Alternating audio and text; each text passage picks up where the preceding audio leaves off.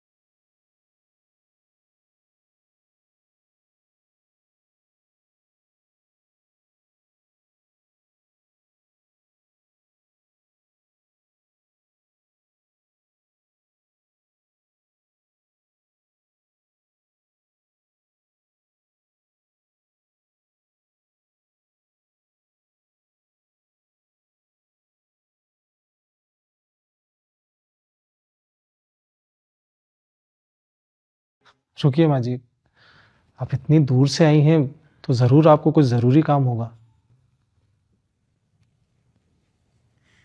काम तो था।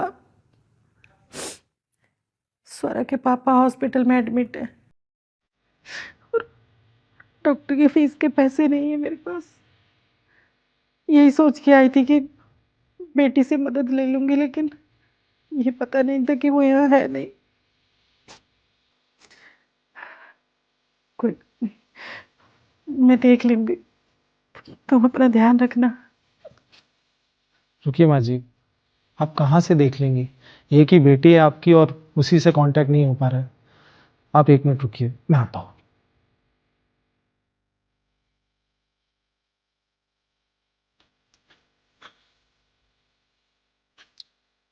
माँ जी, आप ये रखिए, और अगर आपको किसी और चीज़ की ज़रूरत हो तो आप मुझे बताइएगा।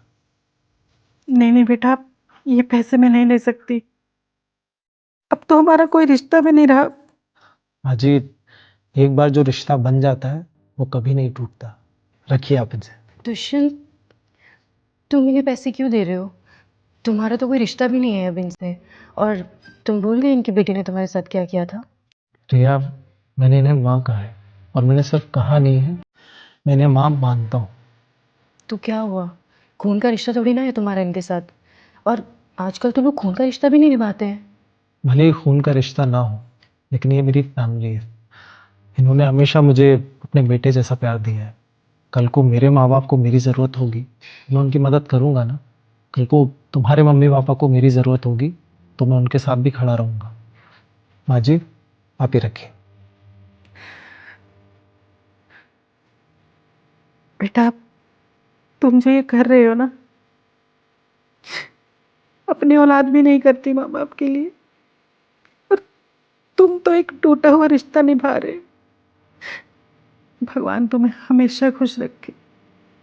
और मेरी उस नालायक बेटी ने जो तुम्हारे साथ किया है ना, उसके लिए मैं माफी मांगती हूँ तुमसे। अरे माँ जी, आप क्यों माफ़ी मांग रही हैं? आपने थोड़ी ना कुछ किया है, और गलती मेरी भी है। कितने महीनों से मैंने आपको कांटेक्ट ही नहीं किया। वो तो पता नहीं कब कांटेक्ट करेगी, या करेगी भी या नहीं करेगी। लेकिन अब से आप मेरी रिस्पॉन्सिबिलिटी है, मैं आपका ख्याल रखूँगा। खुश रहो बेटा। अब मैं चलती हूँ, हॉस्पिटल जाना है। माँ जी, 1 मिनट।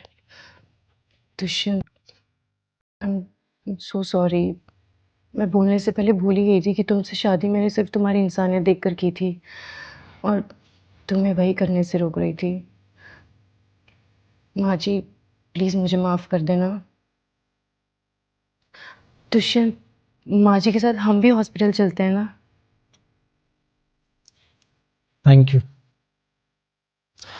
चलिए बाजी, हॉस्पिटल चलते हैं। अच्छा बिटिया